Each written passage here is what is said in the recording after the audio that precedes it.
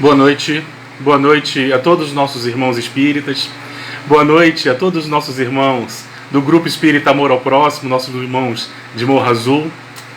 É com muita alegria que nós temos esse momento de encontro, esse momento para estarmos juntos, para que nós possamos debruçarmos-nos no entorno das mensagens do Evangelho de Jesus. É com muita alegria, boa noite, Fátima. É com muita alegria que nós temos essa grande oportunidade de nos irmanarmos, de estarmos virtualmente juntos, na expectativa de que muito em breve as nossas instituições poderão reabrir com a segurança necessária que todos nós desejamos, na certeza de que muito em breve todos nós poderemos estar vacinados. Como nós sabemos, como afirmam todos os centros de pesquisa do mundo, todos os grandes estudiosos, imunologistas, a vacina é verdadeiramente a única solução concreta para que nós possamos vencer essa pandemia. Então, nós pedimos a Jesus que possa amparar-nos nesses momentos em que nós ainda não temos a oportunidade de nos vacinar, para que nós possamos irmanarmos-nos fisicamente. Bom, como nós sempre fazemos na instituição espírita, nós vamos iniciar fazendo uma leitura. Eu escolhi o livro Caminho, Verdade e Vida, de autoria espiritual do Espírito Emmanuel, psicografia do nosso querido Francisco Cândido Xavier. Nós vamos abrir uma página ao acaso.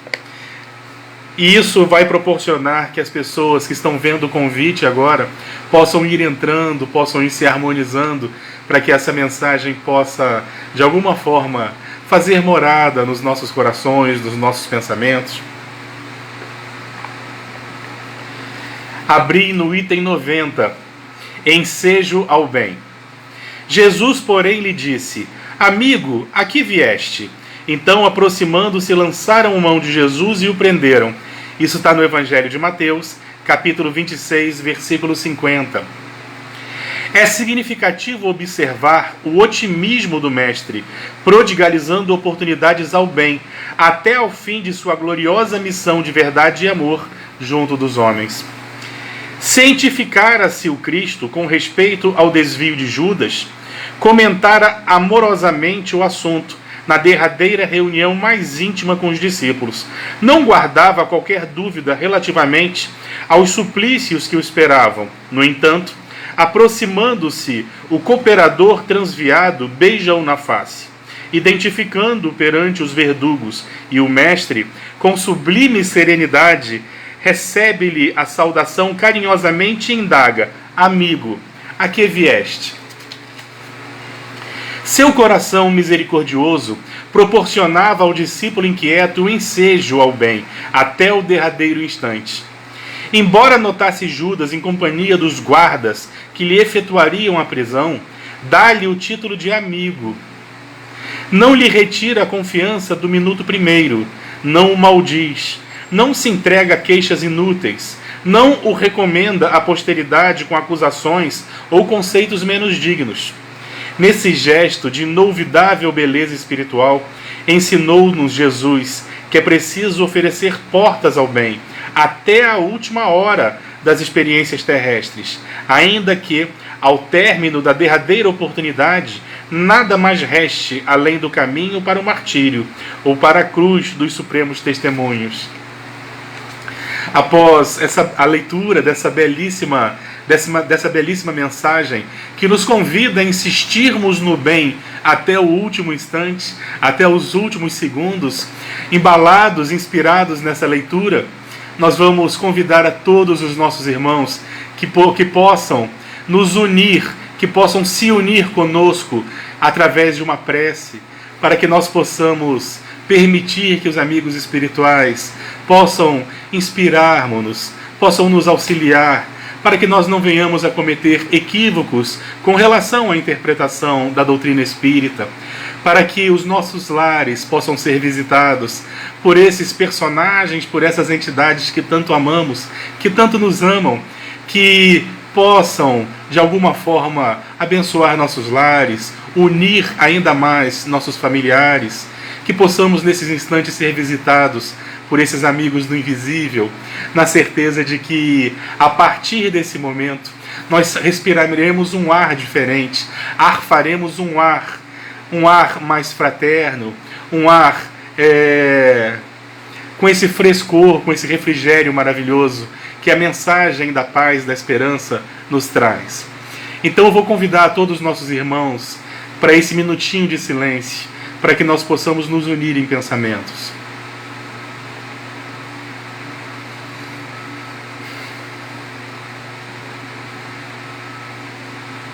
Jesus, divino amigo de toda a humanidade, aqui nos recolhemos em prece, Senhor, te buscando, para que tu possas abençoar nossos lares, para que tu possas iluminar nossos pensamentos, para que tu possas estar conosco e auxiliarmos-nos nesses instantes de estudo, de leitura do teu Evangelho.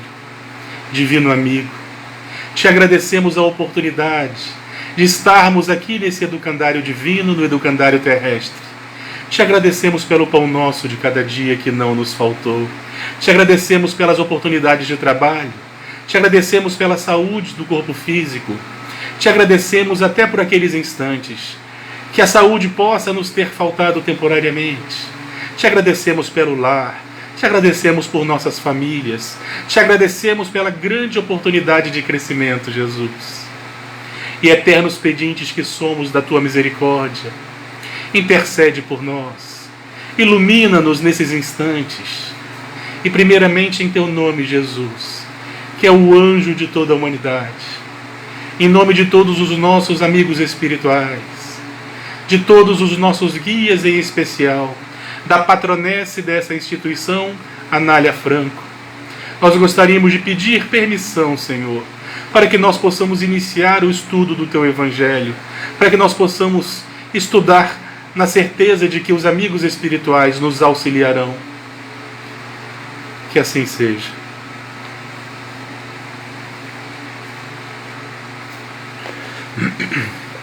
Boa noite a todos os nossos irmãos. Como já disse antes, mas vou repetir assim mesmo. É com muita alegria que nós temos essa oportunidade de encontro. Me sinto verdadeiramente como se estivesse encontrando todos aí, com um coração repleto de saudades, daqueles momentos que eu seria certamente recebido com um abraço da Ana Maria, chegando na instituição, com aquele sorriso largo que ela sempre carregou, que nos faz verdadeiramente muito bem aos corações, à alma, com a alegria dos nossos irmãos. E tenho certeza que muito em breve mesmo, nós poderemos voltar a trabalharmos nas atividades da Seara, ombreados, unidos, para que nós possamos todos trabalhar em prol do nosso crescimento, vendo verdadeiramente essa grande oportunidade com novos olhos. Agora sabemos o que é querermos estar juntos e não podermos. Então, com certeza, quando pudermos, será um momento de muita alegria e de muita festividade. Nós vamos começar o nosso estudo, nós vamos basear o nosso estudo no Evangelho de Marcos.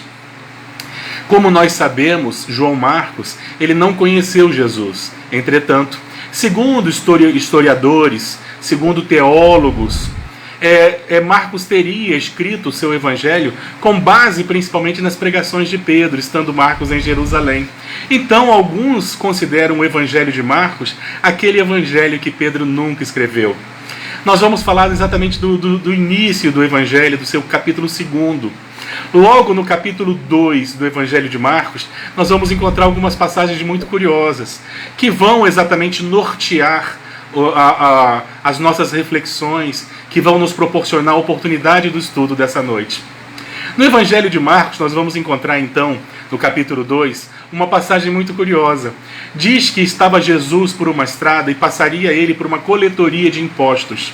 Coletoria de impostos eram espaços romanos, eram espaços exatamente para se cobrar o pedágio, a aduana, era para se cobrar os impostos daquele povo que estava naquele momento sob jugo romano. A águia romana, ela exatamente, ela dominava toda aquela região. e cobrava, e aquelas pessoas eram obrigadas a pagar os tributos romanos. Então nós tínhamos ali uma coletoria de impostos, e trabalhavam nessas coletorias personagens chamados de publicanos.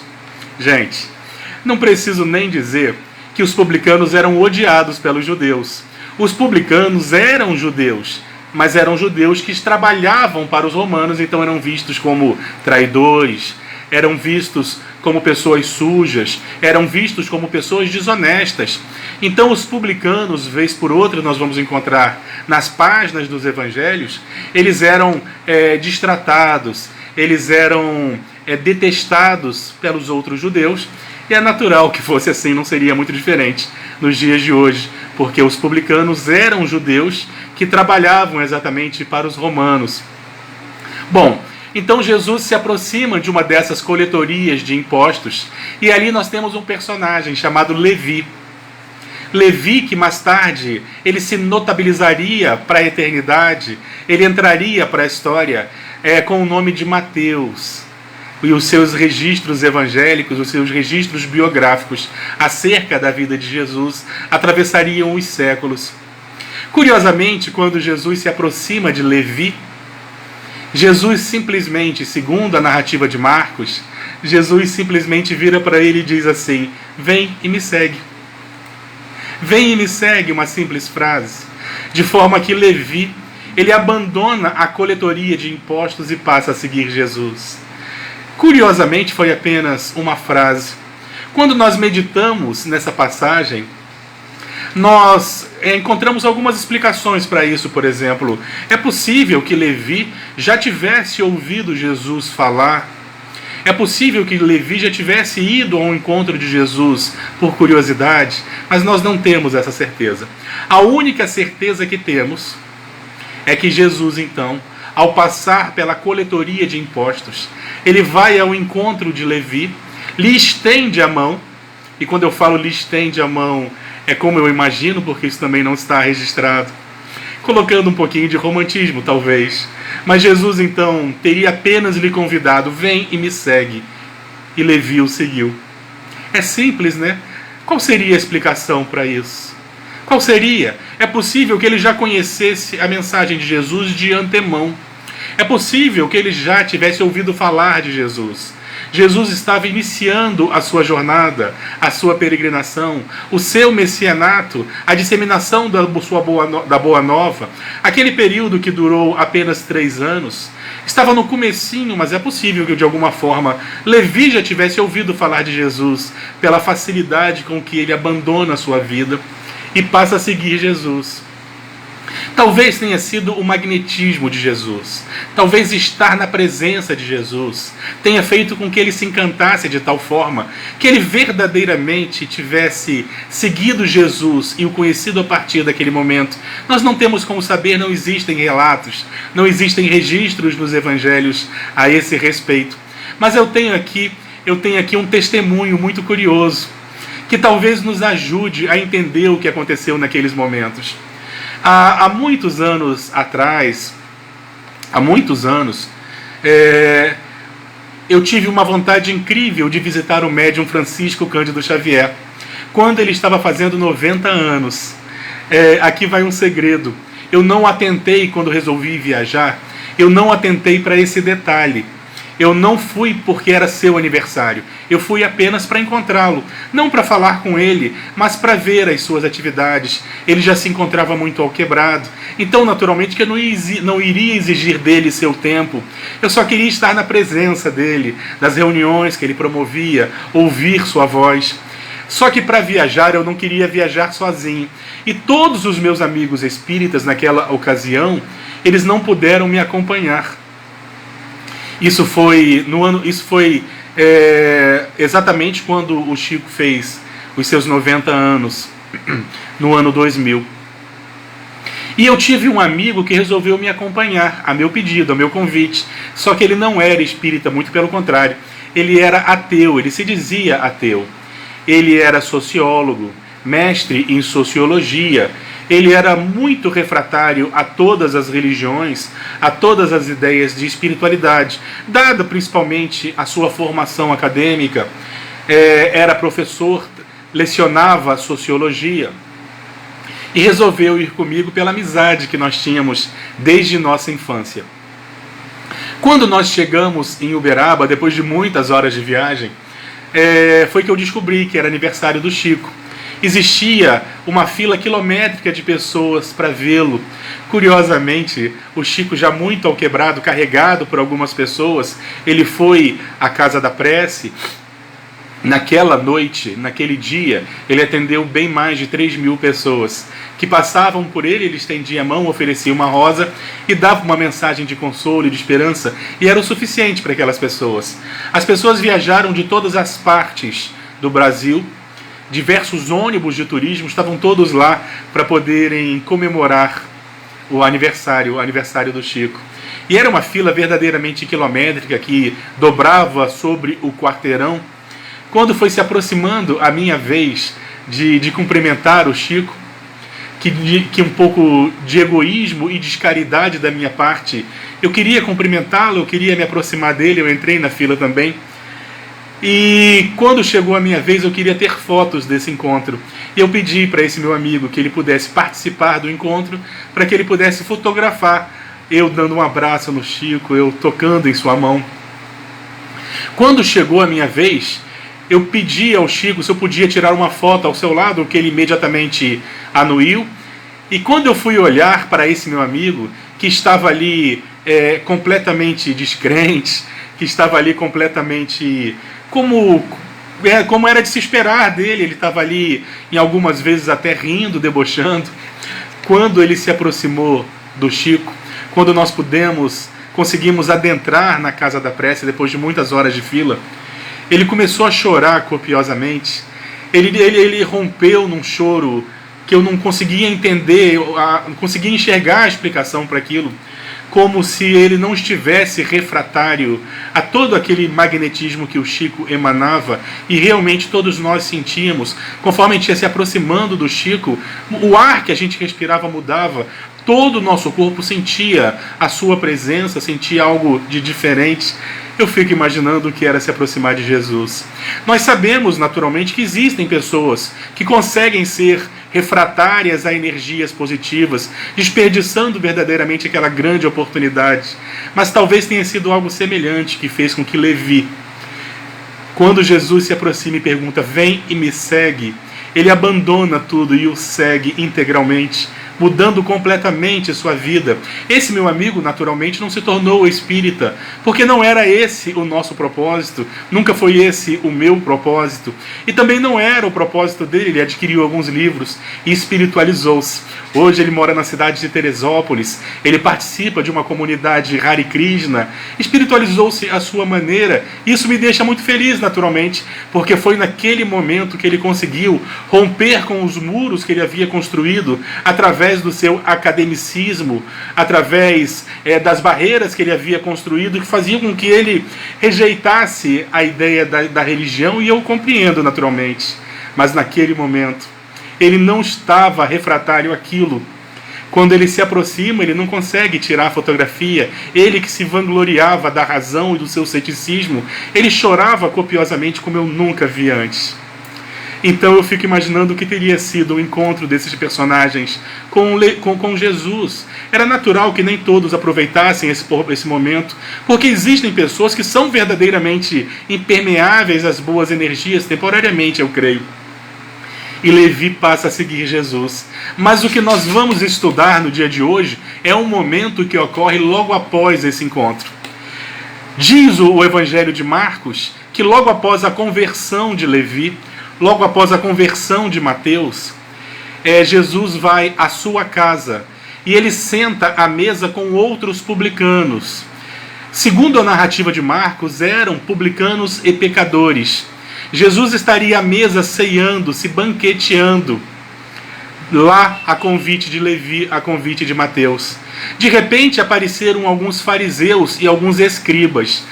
Meus irmãos, eu peço licença para fazermos aqui um parênteses, porque nem todos nós conhecemos quem são esses personagens num contexto histórico, e é importante que a gente explique um pouco melhor quem eram esses personagens, quem eram os escribas e quem eram os fariseus. Os escribas, como o próprio nome já sugere, os escribas eram personagens estudiosos das letras e, naturalmente, estudiosos do Torá. Eram copistas, faziam cópias dos pergaminhos do Torá e eram pessoas que verdadeiramente conheciam as leis, exatamente por trabalharem com as letras diariamente.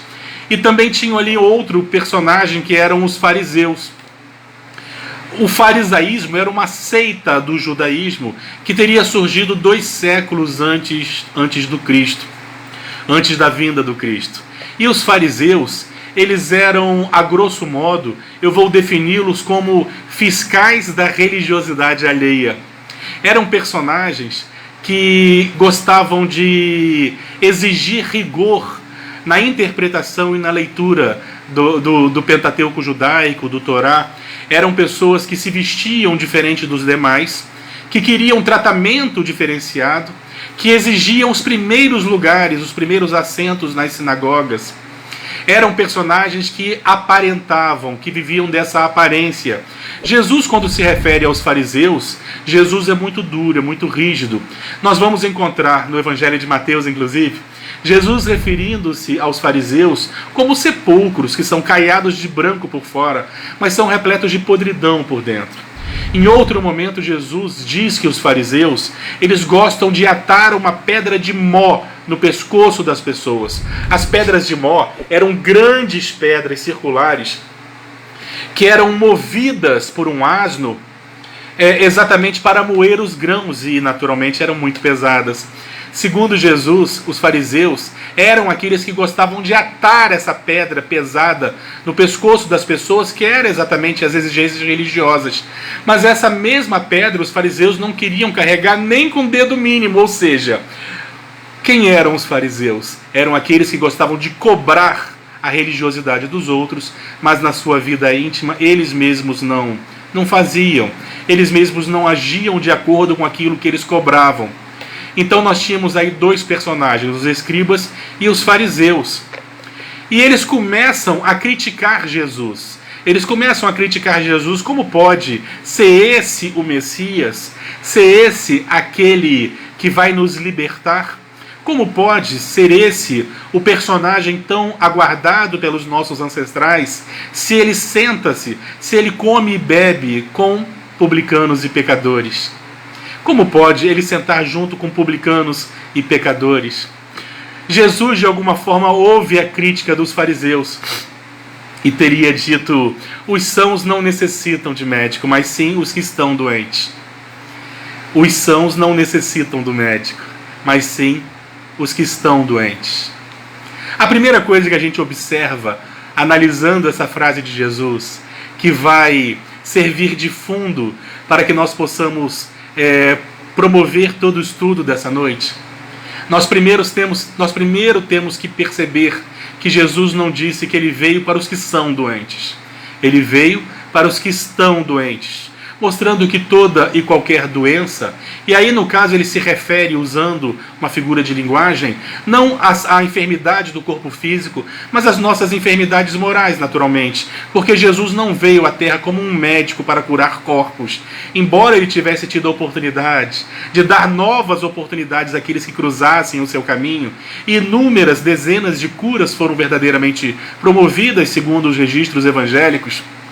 Nós sabemos que Jesus veio para modificarmos-nos na nossa essência, na nossa alma.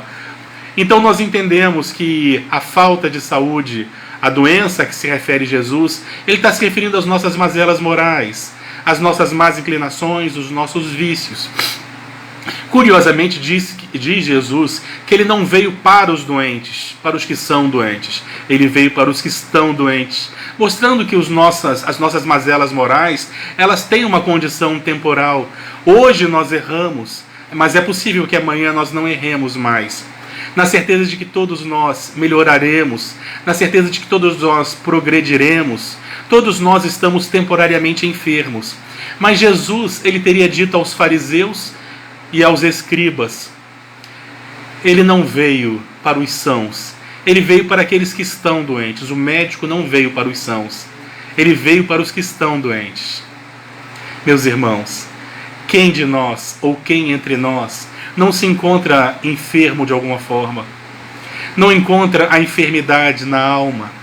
Alguns apresentam chagas, outros apresentam enfermidades menores, enfermidades maiores, mas somos todos enfermos. Como nos convida a refletirmos no Evangelho segundo o Espiritismo acerca dessa passagem?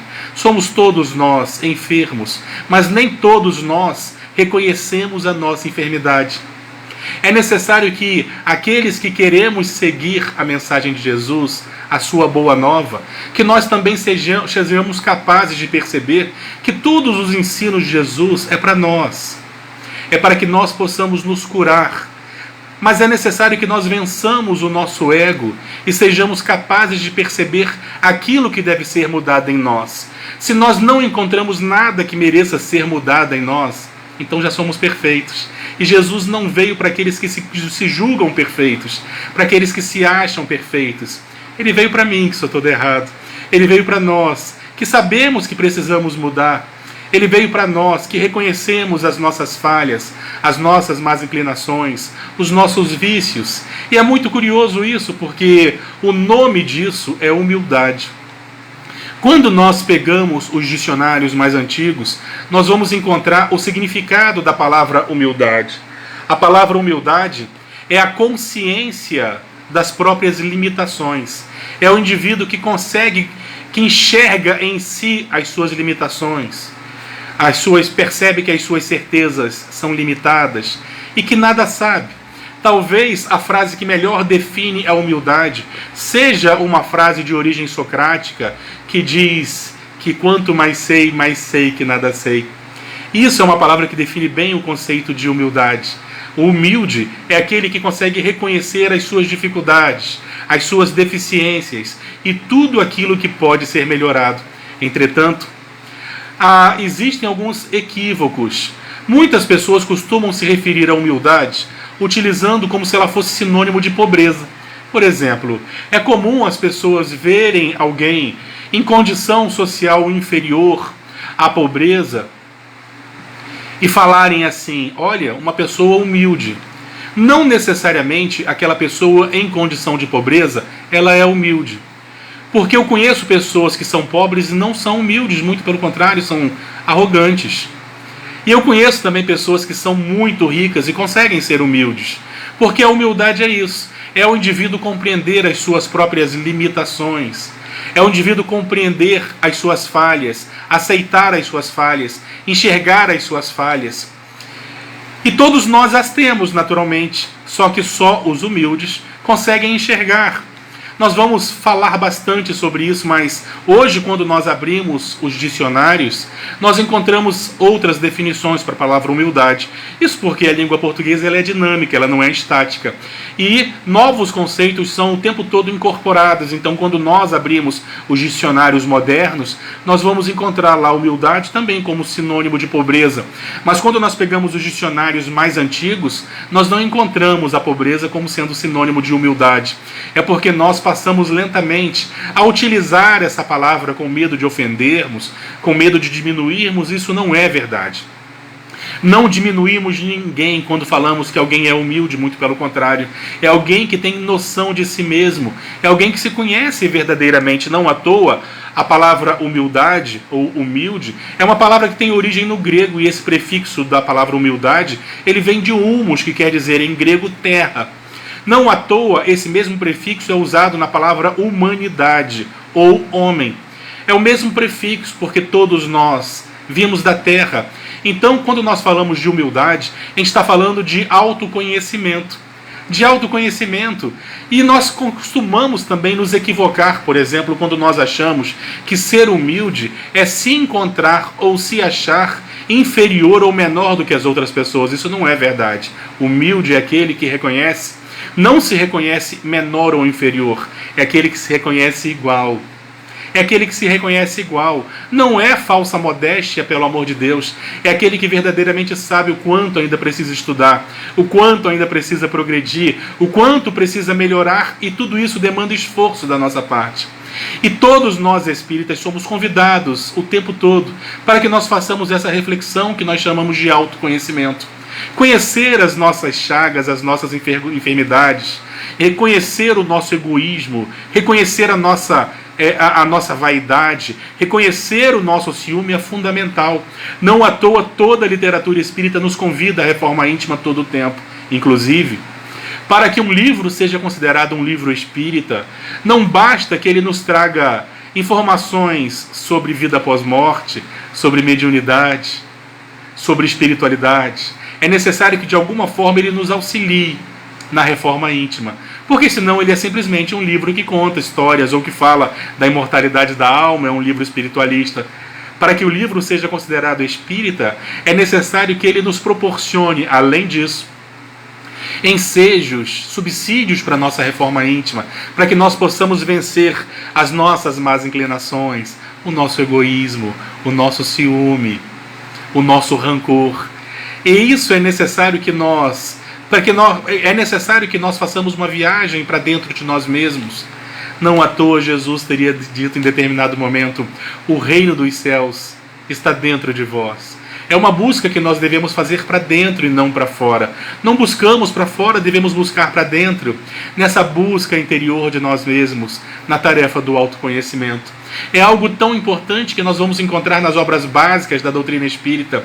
E aquele clássico que todos nós já estudamos, em que o Espírito Santo Agostinho nos ensina a fazer essa viagem para dentro de nós mesmos, quando ele diz algo mais ou menos assim.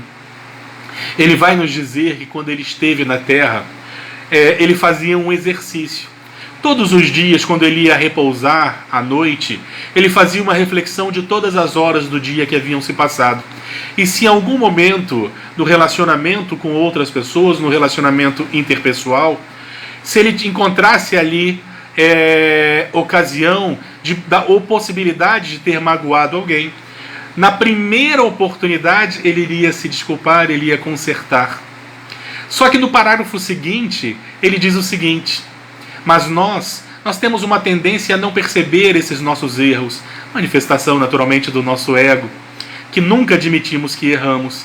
Então ele nos ensina o seguinte, logo no parágrafo seguinte, ele vai dizer que nós temos muita dificuldade de percebermos quando nós magoamos os outros. Então ele fala que nesse exercício é necessário que nós nos coloquemos no lugar do outro. Só assim a gente consegue se libertar das amarras do ego, para que a gente perceba verdadeiramente quando nós magoamos. Porque nós magoamos pessoas ainda. Nós magoamos, nós destratamos, nós somos ríspidos. E às vezes nós não percebemos então a doutrina espírita. Ela vai nos convidar à humildade, à tarefa do autoconhecimento, para que nós possamos perceber as mazelas que ainda carregamos, para que nós possamos nos modificar no sentido da felicidade. Sabe por quê? Porque, usando a metáfora que Jesus usou, ninguém procura um médico se não se encontra doente. Ninguém vai ao médico se não se encontra doente, se não se reconhece doente. Só procura melhorar-se, só procura um médico aquela pessoa que reconhece que necessita, aquela pessoa que reconhece-se enferma. É a tarefa do autoconhecimento.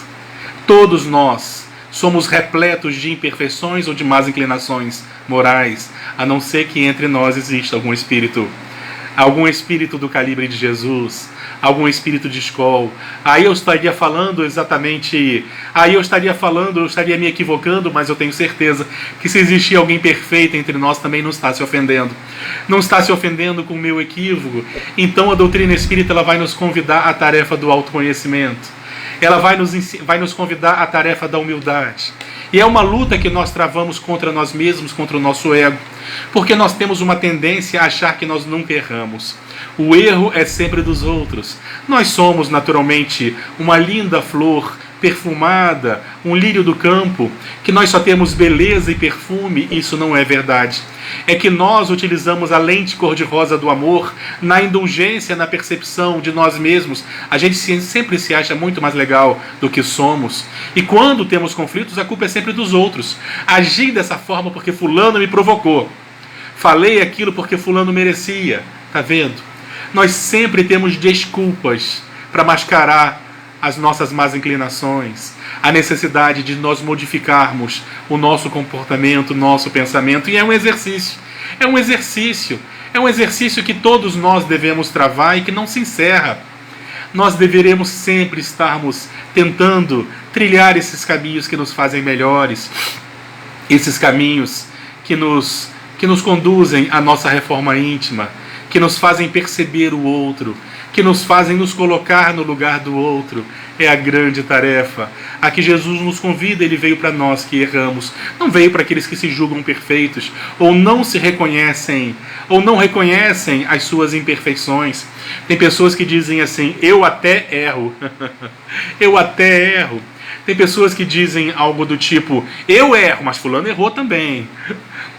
O compromisso nosso é conosco. Se o outro errou também, não é problema nosso, mas nós gostamos de mascarar as nossas dificuldades, as nossas limitações.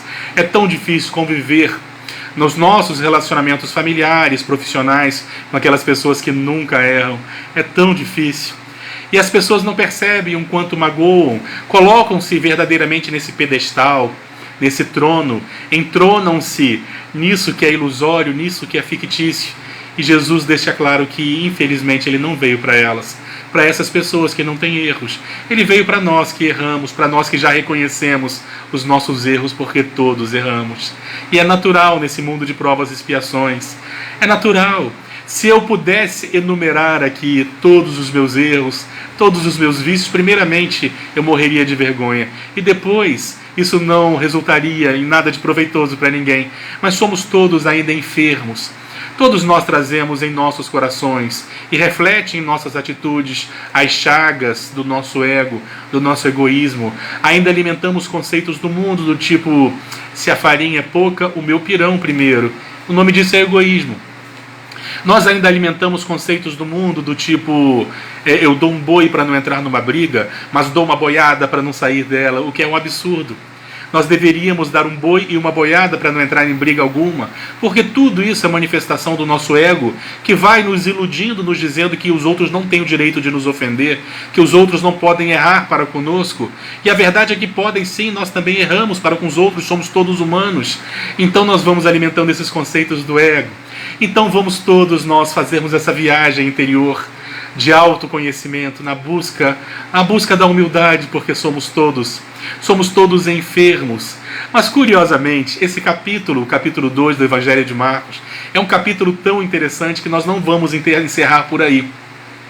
Logo em seguida, logo depois que Jesus teria dito aos fariseus que ele não veio para os sãos, ele veio para os doentes, que ele não veio para os justos, ele veio para os pecadores. Logo em seguida, os fariseus, percebendo talvez a grande lição que Jesus deixava para eles, eles foram questionar Jesus mais uma vez, perguntando: por que os teus discípulos estão se banqueteando, estão confraternizando, se os discípulos de João e os fariseus, se eles jejuam? Ora, se os outros jejuam, naturalmente, que os discípulos de Jesus deveriam jejuar também, perguntava o escriba. O que Jesus teria respondido? Então Jesus teria respondido: como podemos todos nós numa festa de casamento, jejuarmos enquanto o noivo ainda está presente? A presença do noivo é sinal de alegria e o jejum é sinal de tristeza. Se estavam todos eles naquele momento na presença do noivo, exatamente naquele casamento, não era natural que aquelas pessoas jejuassem porque era necessário, era natural que as pessoas manifestassem a alegria da presença do noivo. Talvez quando o noivo se fizesse ausente, as pessoas entristecerem-se, mas não era isso naquele momento. Jesus respondia, percebendo então que aquelas pessoas não teriam condições de compreender Jesus ele completaria a sua mensagem dizendo que não se põe vinho novo, não se põe vinho novo em odre velho, da mesma forma que não se remenda pano velho com retalho novo, com retalho de pano novo. Por quê? Porque a mensagem dele era uma mensagem muito nova para aquelas pessoas. Era algo extraordinário. Aquelas pessoas não estavam acostumadas com essa nova mensagem, com a boa nova. Exatamente como colocando um vinho novo no odre velho. Para quem não sabe, os odres são aqueles recipientes de couro que as pessoas que vão ao campo usam para abastecer com água. Também odre é o nome dado para aqueles grandes tonéis de madeira que armazenam vinho.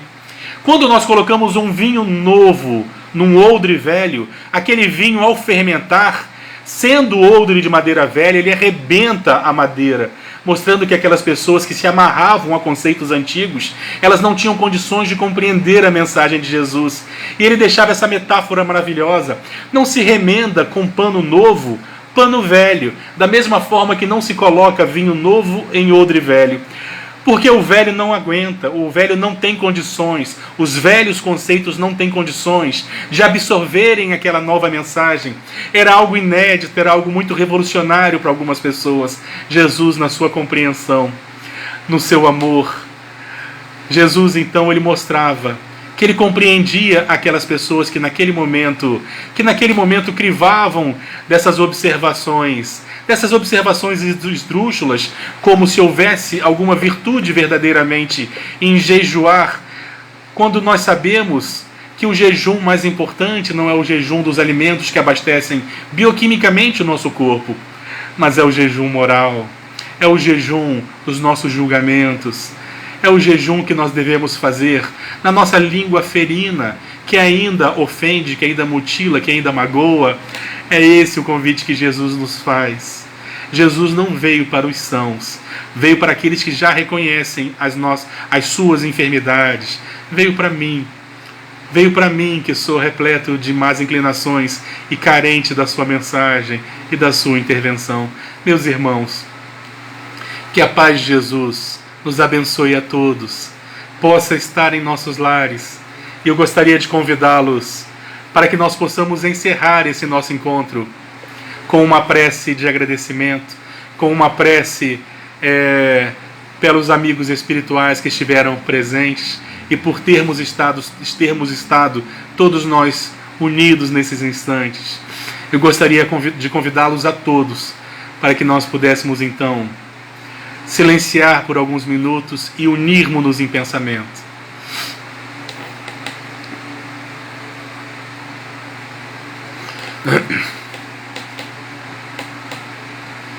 E assim, Jesus, e assim, Senhor, chegamos aos instantes finais do nosso encontro. Te agradecemos, Senhor, pela oportunidade que tivemos de novas reflexões, pela oportunidade que tivemos de novas contemplações. Te agradecemos pela presença dos amigos espirituais. Mas eternos pedintes que somos da Tua misericórdia, nós gostaríamos de Te pedir ainda mais, Senhor, que toda essa luz que nos envolve nesses instantes, que toda essa paz que sentimos, possa daqui se irradiar, amparando aqueles que não puderam estar conosco nesses momentos, amparando todos os que sofrem por motivo qualquer de dor, amparando todos aqueles em quem nós mentalizamos nesses instantes. Que de alguma forma todos possam sentir a Tua presença e a Tua paz, Jesus. Ampara nossos amigos, nossos familiares, todos aqueles que cruzam nossos caminhos, que possam sentir a Tua divina presença, Jesus. Mas gostaríamos de Te pedir ainda mais, por aqueles que verdadeiramente mais necessitam de Ti e da Tua intervenção. Pedimos, Senhor, pelos odiosos, pelos rancorosos, pelos vingativos, que a Tua luz possa clarear-lhes os sentimentos, os pensamentos. Auxilia-nos a todos, Jesus. E primeiramente em Teu nome, divino amigo, em nome de todos os nossos amigos espirituais, nós possamos encerrar esses instantes de estudo e prece, na certeza, Senhor, de que fomos todos abençoados e sentimos-nos fortalecidos para mais uma semana. Obrigado por tudo, Jesus.